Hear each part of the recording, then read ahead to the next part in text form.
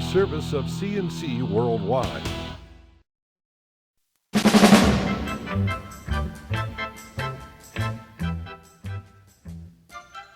The Daily Podcast is a service of CNC News. It's brought to you by the Greece Chamber of Commerce, providing more than 800 member companies with business solutions since 1984.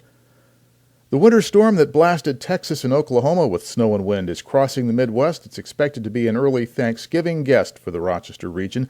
The National Weather Service has western and central New York and the southern tier on down into Pennsylvania under a winter storm watch from Tuesday evening through Wednesday evening. Forecasters at the Weather Center in Buffalo say there is some uncertainty on the exact track the storm will take. Even a small change will greatly affect how much snow we get and whether it is snow or sleet or freezing rain.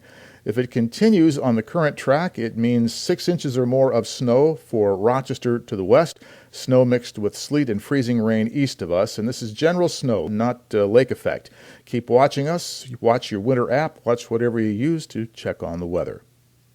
Speaking of the weather, Rochester tied its record cold temperature Sunday when the high was just 24 degrees, and that record was set in 1917. The town of Greece has its winter parking ordinance in effect. No parking on town roads from midnight to 8 a.m. to give snowplows a chance to get things cleared out by morning. And this is in effect through tax day, April 15th. Violators will be ticketed. The Cattaraugus County Sheriff's Department says a missing St. Bonaventure University student from Rochester was found dead Sunday near the west entrance to the campus in Olean.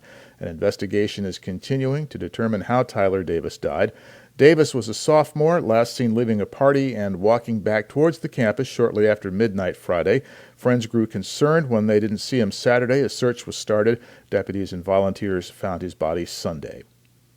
CBS Sports has Buffalo Bills fans buzzing. They reported Sunday that John Bon Jovi was looking at purchasing the Bills.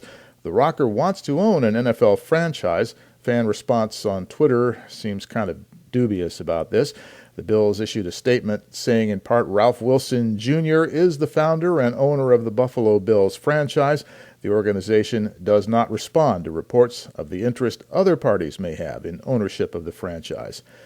So there you go. You have a Bill story, even though no game this weekend. New York Comptroller Thomas DiNapoli says state tax collections are still running ahead of prediction by $2.7 billion through the end of October compared with last year. But DiNapoli warns the revenue increase is slowing down. He says that means the state has to watch its spending carefully through the end of the year. Most of the increase is coming from the state income tax and from withholding. The New York Air National Guard is suspending the search for more wreckage from a crashed drone along the Lake Ontario shoreline.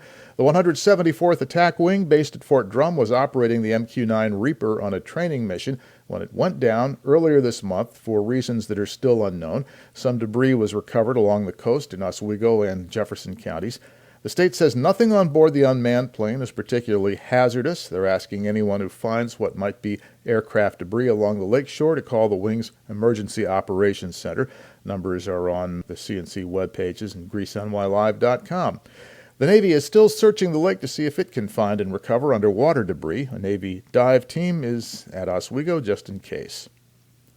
A Batavia motel was held up at gunpoint early Sunday. Media reports say Batavia police think this could be related to another pair of armed robberies Thursday and Friday, one of them also at a Batavia area motel. Police said a man went into the Days Inn in Batavia, pointed a shotgun at the clerk, and fled with an unknown amount of cash. West Webster Fire Department says a lawnmower caught fire outside a house on Glenview Court, setting fire to the deck of the home. Fire produced heavy smoke, but it was quickly extinguished. That cause is under investigation. Nobody was hurt. And to the left of the player window, you'll find links to these and some other stories. At the bottom of the page, links you can use to post news and information directly to us.